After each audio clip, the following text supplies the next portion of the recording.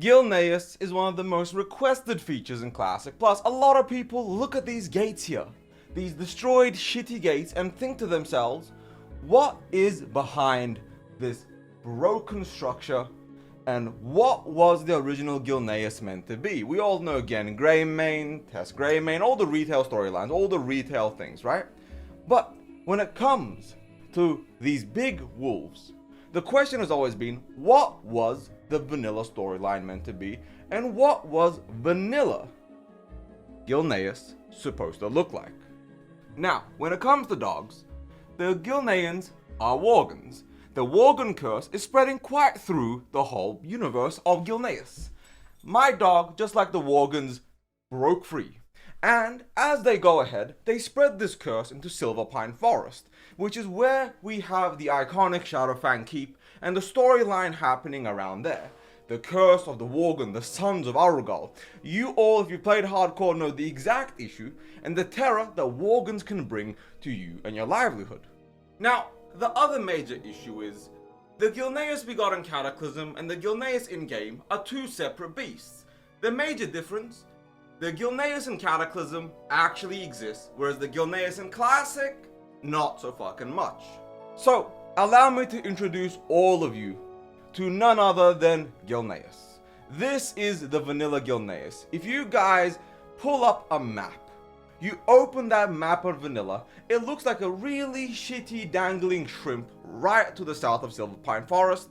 The mystery behind the gate is not a mystery, it doesn't exist. But there were many plans and many storylines revolving around the Worgan and what that meant for the world of Azeroth, as well as the Forsaken, and the storylines between the human kingdoms, Stromgarde, Alterac, Lordaeron, and Gilneas.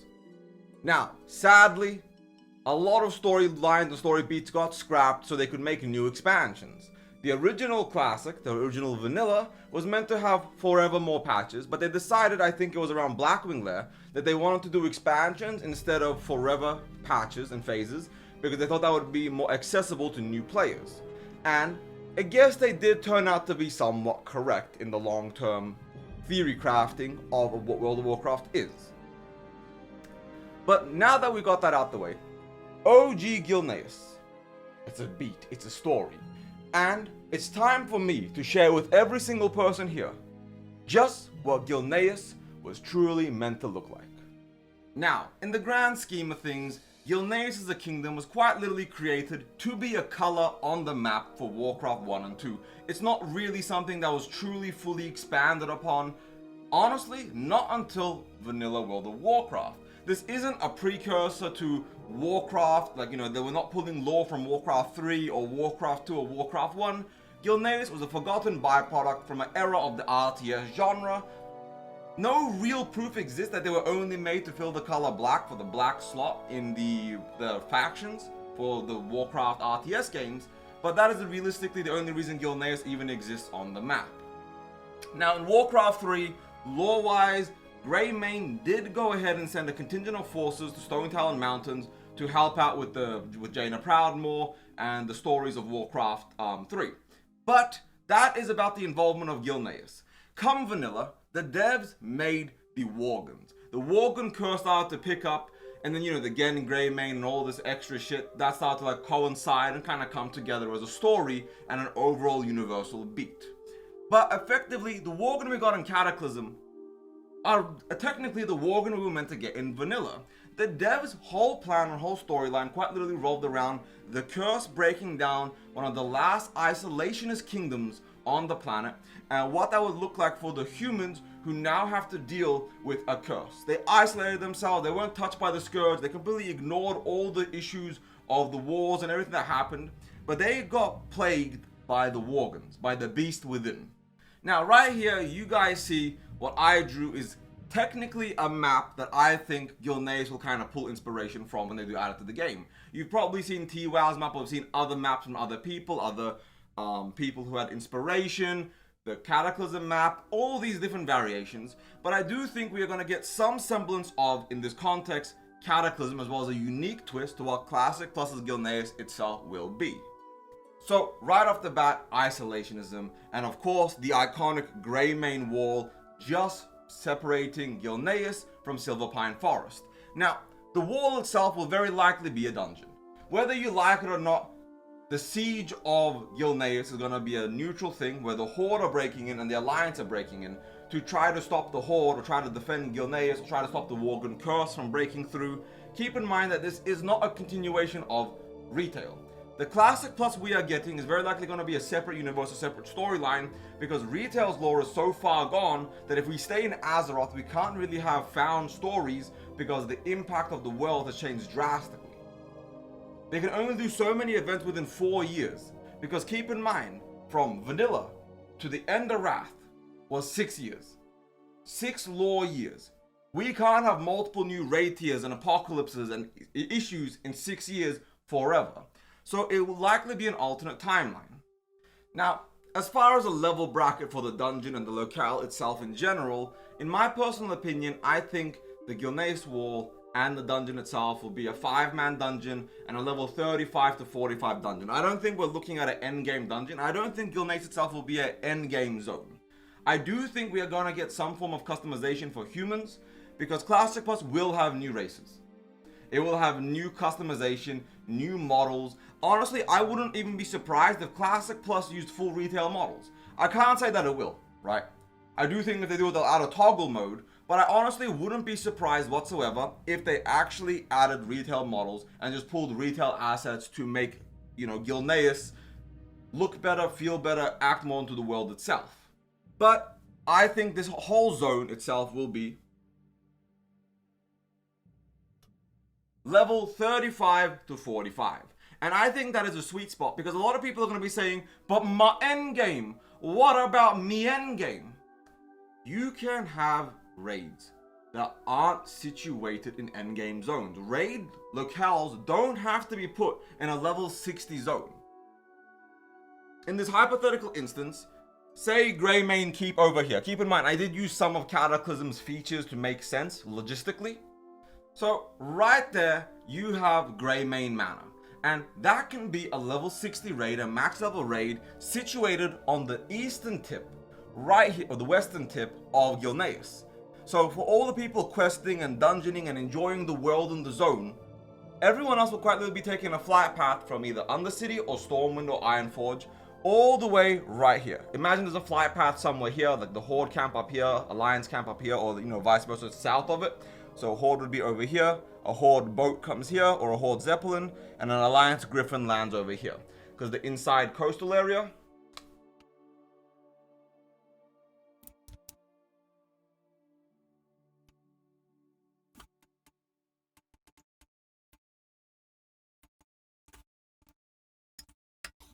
so right off the rip, the flight path and the boat, as well as the Zeppelin / flight path for the Horde and Alliance.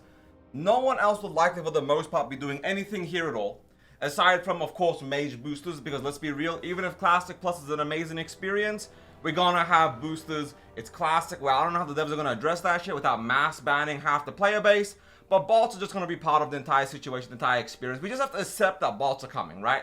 Just let it be. Well, we lost the war. Fuck it, it is what it is. If you guys stop swiping, there'd be no bots. All I'm saying is, if you guys stop swiping, there'd be no bots. Like, the devs should address the botting issue, but we should also hold players accountable for swiping. That's a whole different video. This over here is the max level area here. You have the elites and stuff outside of it, for example, on Courage, yada yada. Max Ramus has level 58 mobs outside. But, most raid entries is actually kind of clear, all things considered. There's got a couple low level mobs there, but whatever. Now, what do we have here? Up here, over here, here, and here. These would be neutral hubs, quest hubs, or Alliance / Horde questing zones. In my opinion, right here would be a boat from Menethil Harbor. The Alliance would quite literally make a boat right here, and then the questing for the Alliance would start from over here. Whereas the Horde would have a flight path over here. You would actually have to walk through here to get there, but then you would be able to land right here. The gate would be blown open, and you as the Horde would walk through, come right here, and quest from there.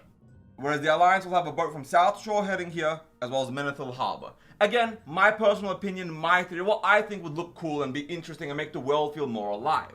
So right here, from South Shore, you would have a boat from Menethil Harbor you would have a boat. Menethil Harbor would connect to South Shore because they want to make the world matter again, and I'm pretty sure Menethil Harbor is going to be extended. I'm hoping Stormwind gets a dock. I know the Zeppelin Tower for Orgrimmar will be expanded, as will the Undercity one. Classic Plus is meant to be a finishing of Vanilla's world. We're not getting flying. Flying mounts aren't happening. The devs know that. We know that. You and me. If you want flying mounts in Vanilla, wow, you are not a classic player. You're a retail player. You can make travel faster, make travel more convenient by making the world itself more convenient, not by removing the world so the convenience can be the main factor. Flying is only convenient, but it mitigates the entire world experience. So having flying in Classic or in Classic Plus is a bad idea overall. So the Alliance questing hub, it would start here and it would lead into all the fucking paths and directions. The Horde would be over here, as I said, and the Horde would travel downwards, over this way, towards the dungeon, and then Gilneas itself would stay mostly locked until we clear the raid. So, I think, in my personal opinion, Gilneas itself, as a zone, will open up, maybe not at launch, but maybe phase 1, phase 2, phase 3, but the Gilneas raid over here will be far later into the life cycle and the lifespan of Classic Plus. I don't think the raid is a launch raid. I don't think it's the first raid they're going to open up with.